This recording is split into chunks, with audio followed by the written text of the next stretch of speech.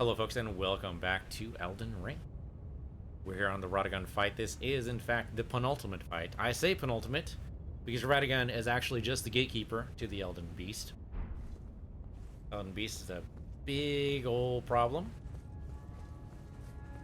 Unfortunately, being the gatekeeper does not necessarily mean that once we're done with Radagon, we're done with him for good. I would like if that was true, but that is nowhere near true. To be fair, once we get Radagon down, like, it feels like, I mean, I've died to Radagon a lot, as you can tell by the number of deaths at the very top of the screen. But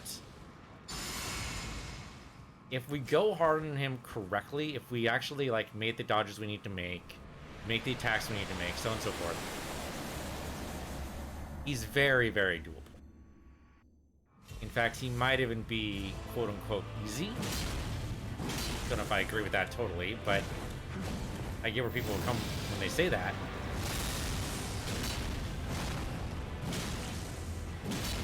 Oh, okay, little dangerous there. It worked out. One more. There we go. That's a good stun.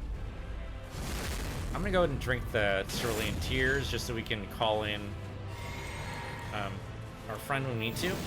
Now, I always dodge too early on that one. That one I dodged correctly. Almost every time.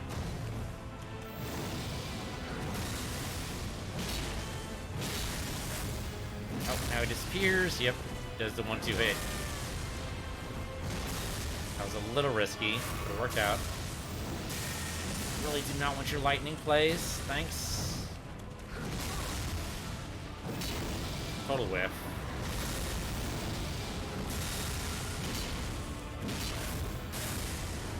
Okay, the arms to the 1-2-3. 2 and 3. Oh, damn it. It's always the secondary explosion that gets me. It's not the initial impact. I don't think it's the initial impact. It's totally the secondary explosion. Wow. That's dirty. That's a dirty attack right there. So is that one? That's an AoE that is going to do gradual damage to me and murder me, in fact.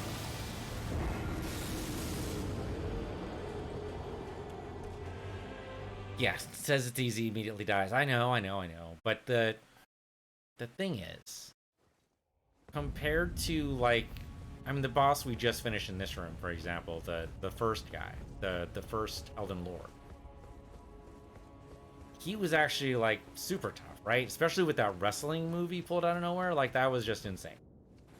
But this guy just kind of keeps his same moveset. There's no middle ground.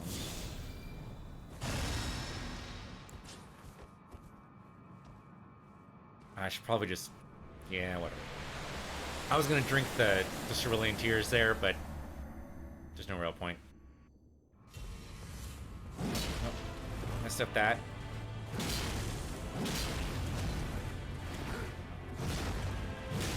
Okay, get some stamina back a little bit.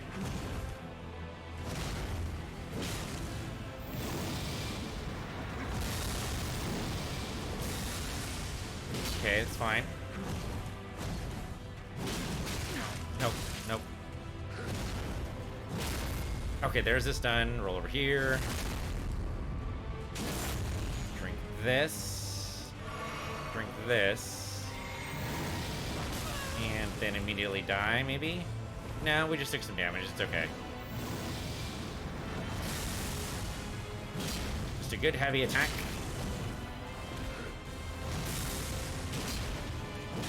Oh, okay. Yep, that was a little risky. That's gonna explode. Okay, now it is the 1-2-3. I think I just need to be behind him when that happens, right? No, even behind him, I mean, I don't think I was fully behind him, but still. I thought I stunned him there, but not quite. No. Bad timing. I lost sight of him. He went way too high up for me to actually track. Game tries to keep me and him in the frame, and it failed at both. We just saw a bunch of gray sky. These things happen.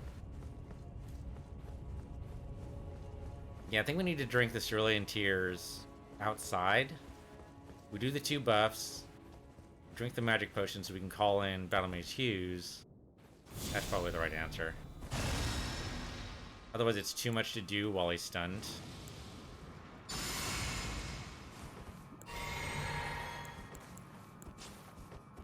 Okay.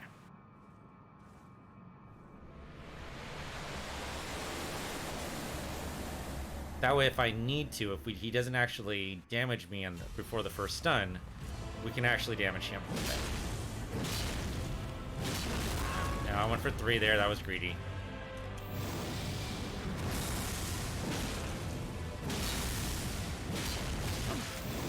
We can agree. Well, we'll have to heal. Maybe not. Maybe we'll actually hold off. Okay, leaps. A little bit of distance, but not too much.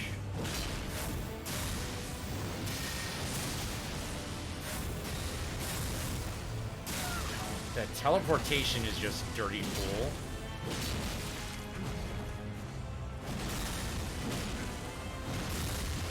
There's a second stun. Unfortunately, I'm not going to be able to do much here, so I have to heal. But so it goes. He's going to do the 1, 2, 3 here.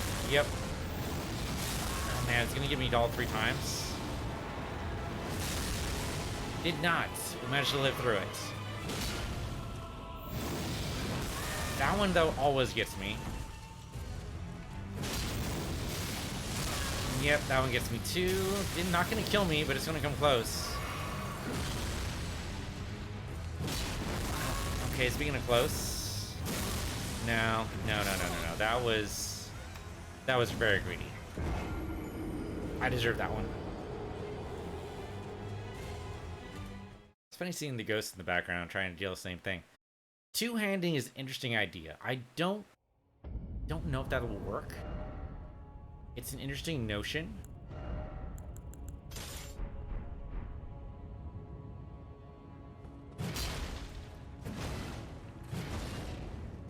It seems like that would burn a lot of stamina.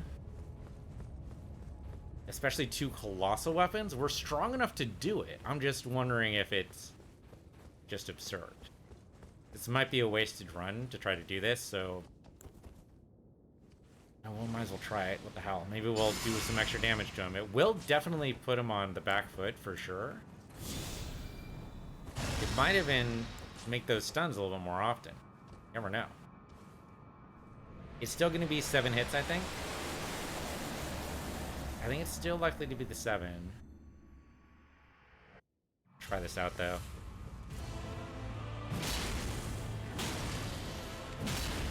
Oh, okay, that is bad.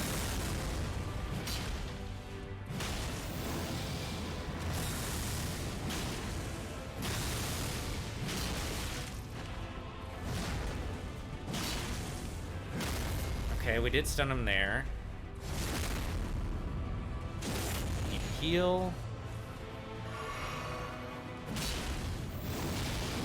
I thought I could do both attacks and then roll, but that was not a thing.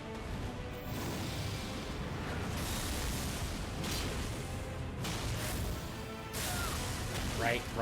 He just does that to stun me because he's a dick. Drink, good. I don't know if it's worth it. Especially when he disappears like that. That was not the right time to heal.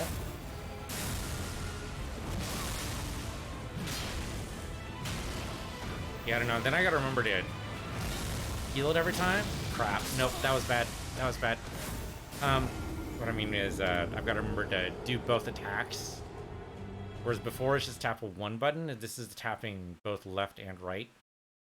Which is just throwing me off just that much. It's a cool thought, but no.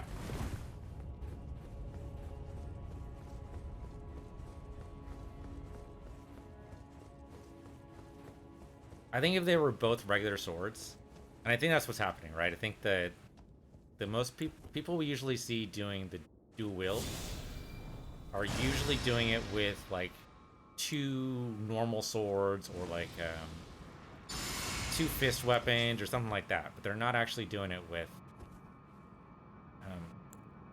they're not doing it with two colossal weapons. Like that's asking for too much, I think, because there's a lot of pausing and recovering with great weapons that you definitely don't want to be doing when you're two wielding.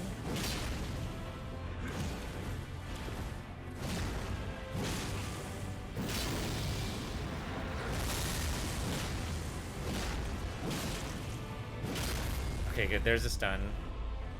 We actually managed to get it off. We don't need to heal, so just attack. Just cannot get the timing right sometimes. He'll come down on my head anyway, so it doesn't actually matter where he is. He's going to come down on me anyway.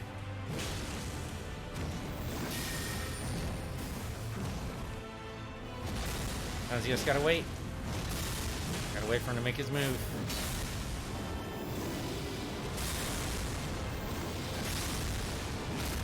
Oh! We actually stunned him out of it. I wasn't actually aware that was gonna happen. That's pretty cool. Ow, and he disappears like a moron. Okay, it's fine. I'll run away from that.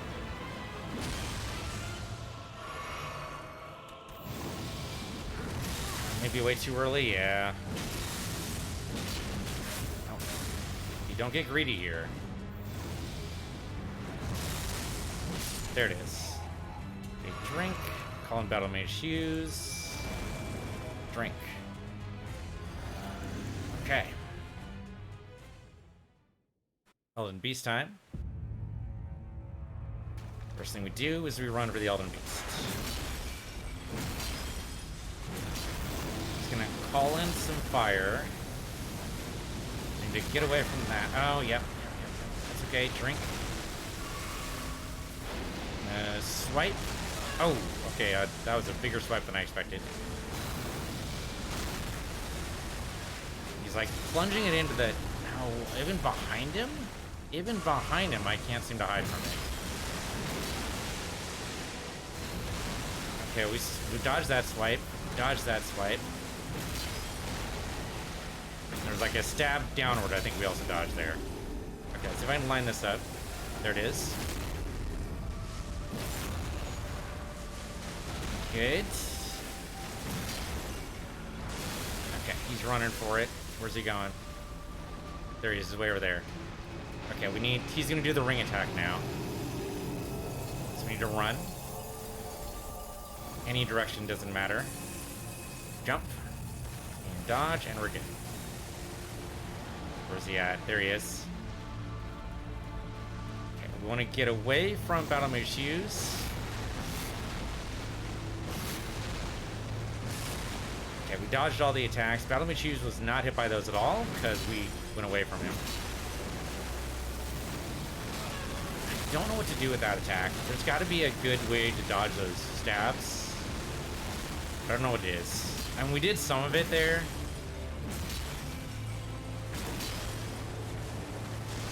Okay, drink because we have some time, and then run like hell. And we're good. Oh, again? Okay. Each one of these, I think, is more powerful than the last. So by dodging them, we do, like, save ourselves a little bit. That's gonna explode. Yep, that's just nothing. Okay, drink. Run away from this. Battle Mage Hughes is not affected. Crap. Yep, that's the big thing.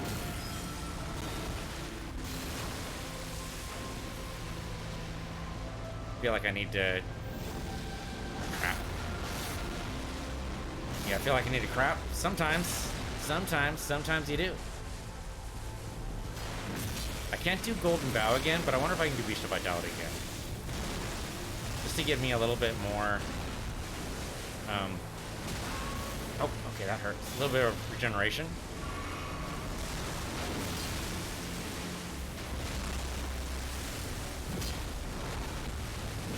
I'm just trying to just stay in the game here, really. Crap, he's gonna do the heavy downward move out again, I think. Oh no, that was a stun. I think he got the magic off still. Yeah, he did. Okay, well, he's stunned, so we got some free attacks. Some of the magic's still coming after me, though. I'm gonna go ahead and drink again. Okay, we need to dodge this. Oh, it went all to battle mage use, which does suck, but it's okay. Dodge the swipe. I think the other swipe's going to battle mage use, which is bad, but not our problem, technically speaking. Don't get greedy. Do not get greedy. We are fully regened right now, which is great. Okay, that's the ring attack. Don't focus on him. Focus on running. Jump it. I think I jumped too soon. Crap. That's a lot. That's a lot. Yeah, it got me there, but it's okay. Drink. Battle Mage uses the aggressor there. He's gonna breathe fire again. I really don't want to focus on the fire. Okay, no, we're good. We're gonna get an attack there, though. Oh, big swipes. Big swipe, and then third strike. Oh, he's out. We did it. Drink just in case. Battle Mage Hughes, you have no idea how much you just helped there. That was a freaking god, is what that was. God slain. Yeah, I guess so. Dun dun dun dun dun dun dun. I guess we talked to you now, right? Touch fractured Marika? Sure. Mend the Elden Ring. Hell yeah, let's do that.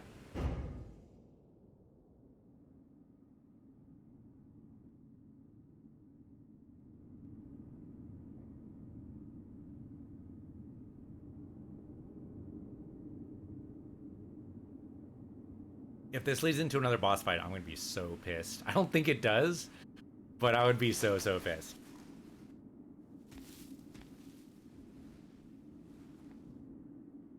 So the Elden Ring is a person?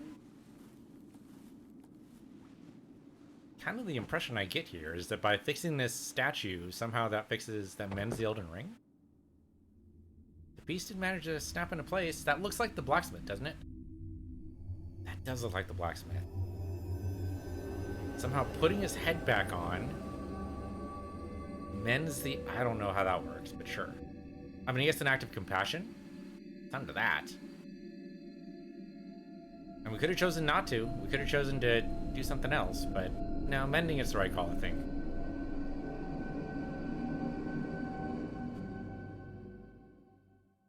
Brings the world back into order and all that. The fallen leaves tell a story of how a tarnished became Elden Lord. In our home, across the fog, the lands between.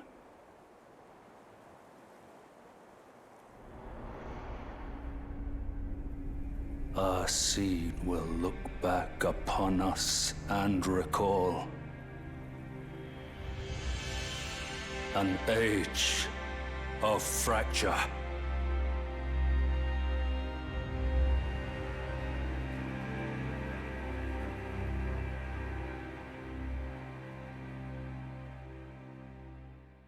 So what? Does it become a management game now? Because that would be great. No, just we're done. There we go. Holy crap. Can I just say that was an incredibly tough fight, but we did it. We did it. Thanks a lot to Battle Mage Hughes, who has saved our bacon in so many boss fights. Thanks also to the militia for same. This has been a fantastic journey, and I'm glad to share it with you all. We're going to go and let these credits roll because I have a lot of things to say about this game. This is... Alright, if you don't like FromSoftware games, if you don't like Dark Souls, you're not going to like this game. And that's fair, right? That's totally fair. If you love Dark Souls games, you love every FromSoftware game. I don't know about Armored Core, but I'm talking more about Dark Souls 1 through 3, Sekiro. Hell, if you even like Dark Souls likes Surge and Lord of the Fallen. Those are fantastic examples of the genre, and I have fun in every single one of them. Are there problems? Yes. I think sometimes they're just a little bit too cruel. I think that what I don't like is the cutscenes between boss fights. It's RPG-ish. It's definitely JRPG-ish, right? It's like, I think Final Fantasy actually started that with the one-winged angel idea. But the music is going hard here. I'm going to go and drop that down another octave. There we go. I think Final Fantasy VII started that, right? Because the whole... I want to say it's Final Fantasy VI? I don't remember. I've only ever seen those played. I haven't actually played it myself.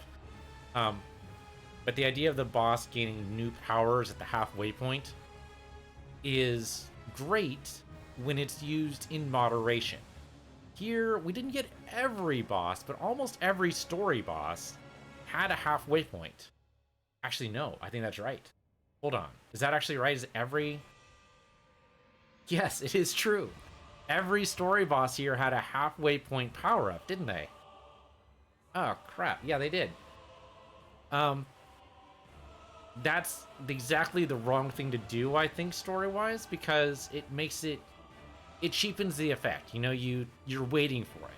The nice thing that made it so powerful for One Winged Angel when Sephiroth turns in to, you know, his secondary form. You've not yet seen my true form, that kind of nonsense, is because it was unique to him. It made it so that it was special. But if everybody has that, if every single one of the story bosses goes through, and I suppose that's a FromSoftware thing, isn't it? I'm trying to remember now Dark Souls 1, 2, and 3, if that's also true. There's quite a few of them, right?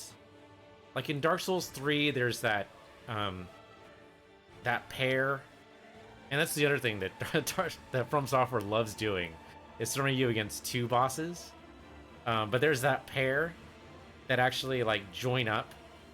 The woman and the man, I forget what they are now, but like you fight just the warrior at first, and then when you get him down to half, the woman steps in and like rides on his back for a while. There's always a secondary piece for a lot of the story bosses, and yeah, it's expected at this point, but at some point you gotta like subvert expectations.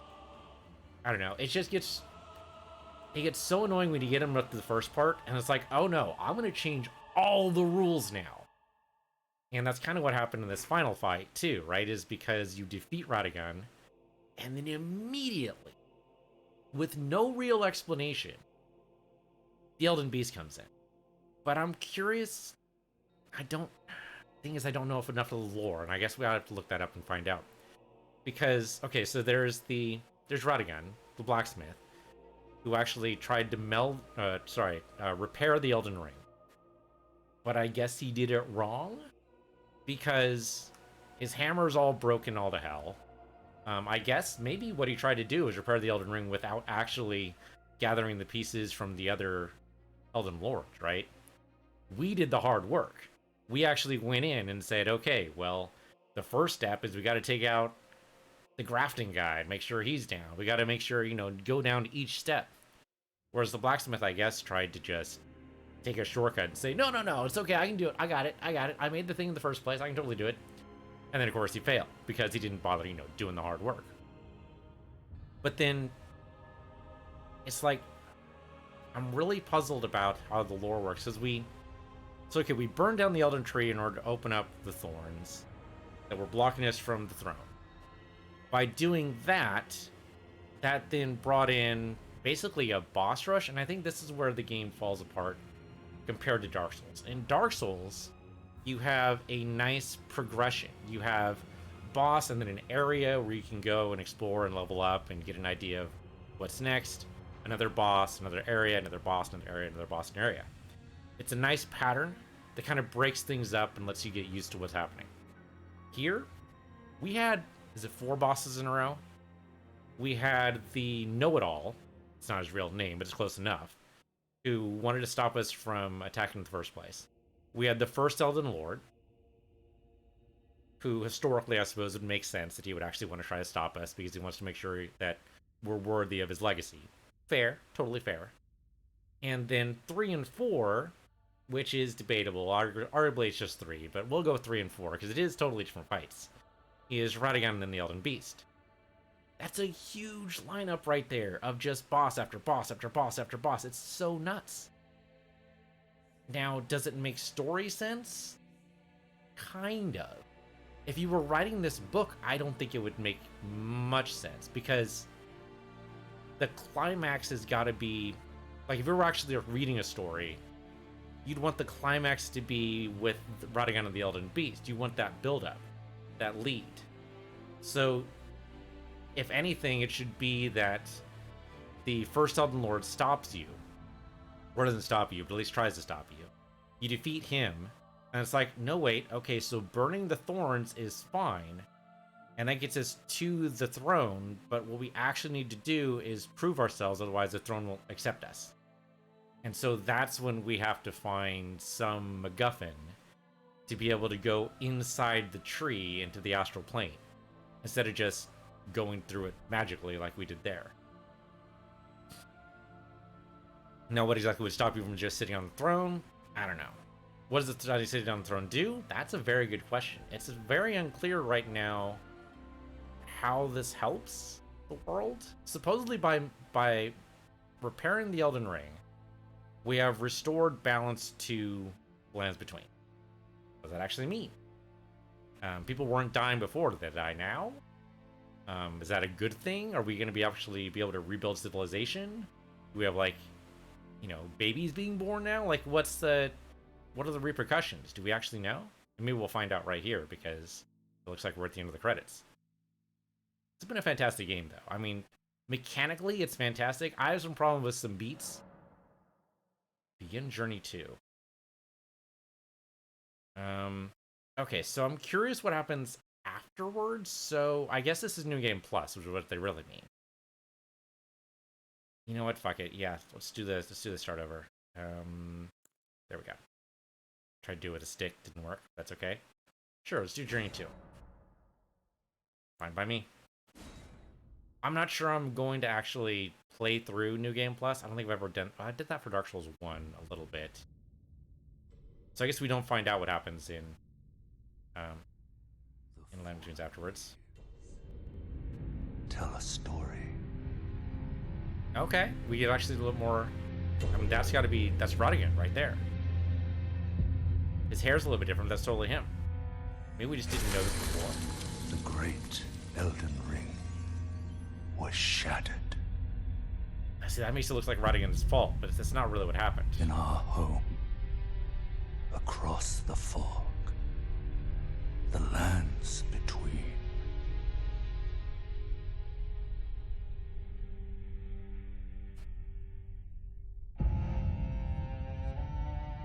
Now, Queen Marika the Eternal is nowhere to be found. And in the night of the Black Knives, Godwyn the Golden was first to perish. Yeah, but we have to fight him anyway. So I don't know how that works. Soon, Marika's offspring, demigods all, claimed the shards of the Elden Ring.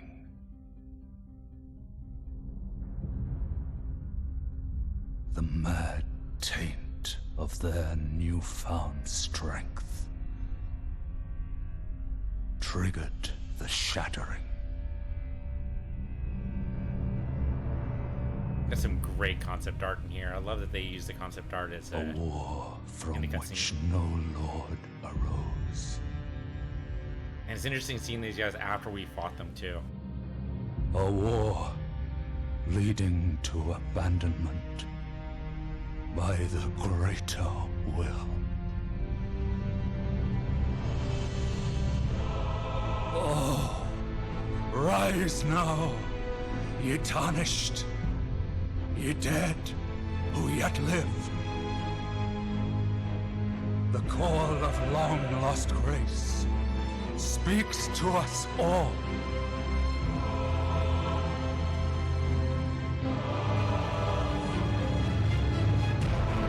Horalu, chieftain of the Badlands, the ever-brilliant Gold Mask. Fear, the deathbed companion. The loathsome dung-eater. And Sir Gideon Othmere, the all-knowing. Who betrays us later, but yeah, okay. But those are ostensibly our allies. That's what he just named there.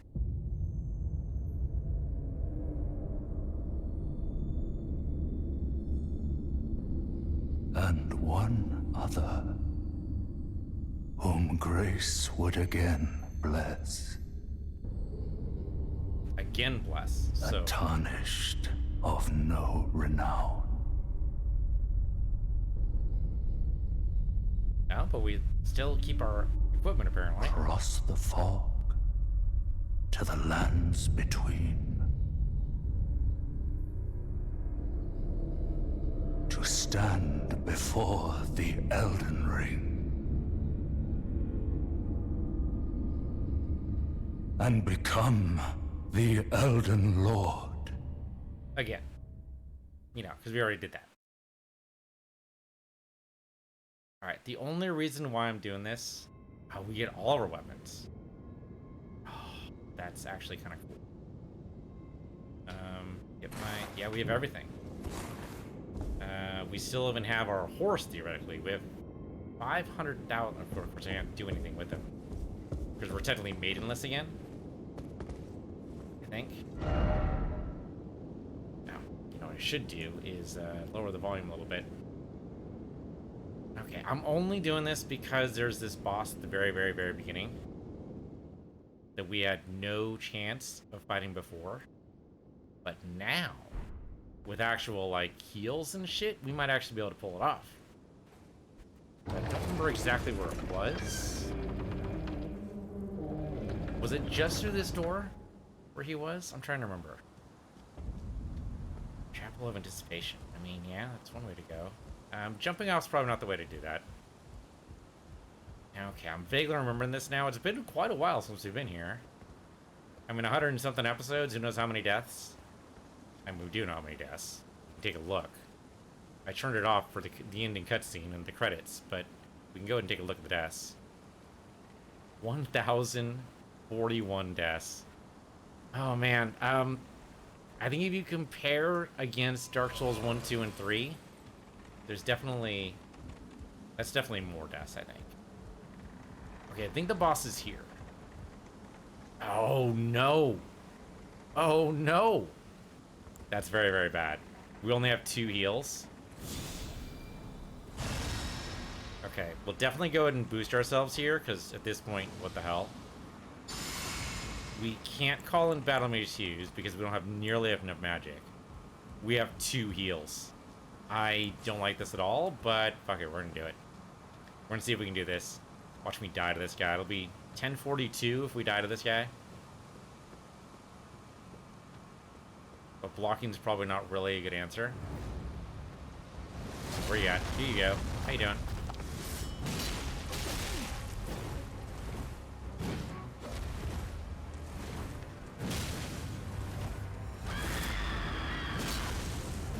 Scream all I like, buddy. Don't know what his moves are. Oh, that move. That sounds horrible. Okay. Drink. Oh, now he's all magical. Ow. He's so close. Yeah, there we go. We got him. Grafted Scion is down. Ha! Ha, I say. Okay, so it's totally doable to beat him. Maybe not in Journey 1. Anyone who beats him in Journey 1 is a fucking god, but we are not gods. We are simply the Elden Lord come to return. to the worlds of the lands between. So then what happens then? Because it seems like... Because last time, when we failed, we were thrown off the edge. Do we have to jump off the edge now? Oh, it just falls. Okay. Also reasonable. Okay, but that's a scripted death. Right? Like, okay, so you have to go either way. Because the maiden has to find you with Torrent, right? Like, there's no real... Yeah, there's no real recourse other than this. That kind of makes sense. It's too bad there's not an alternate path to find the maiden. Like, oh, you proved yourself. Here you go. But I get it.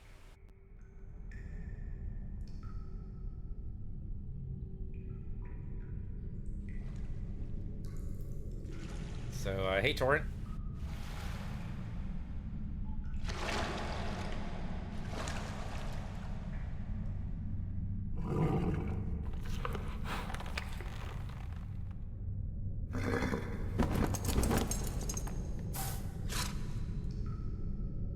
Don't worry, Torrent. Fortune is on her side.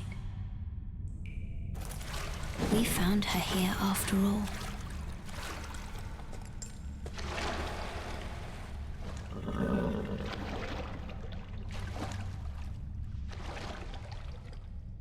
Would have been great if we were in the One same of her outfit. kind is sure to seek the Elden Ring.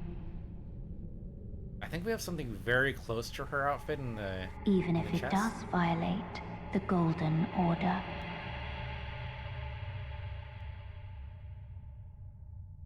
Something very, very close to it. Anyway. It's tempting to start the whole game over again because there's some things I would like to do. There's some stuff we definitely missed. I've seen videos of this guy who turns into a flower, which is an amazing skill that I would love to learn. There's some incantations I would love to do. There's some...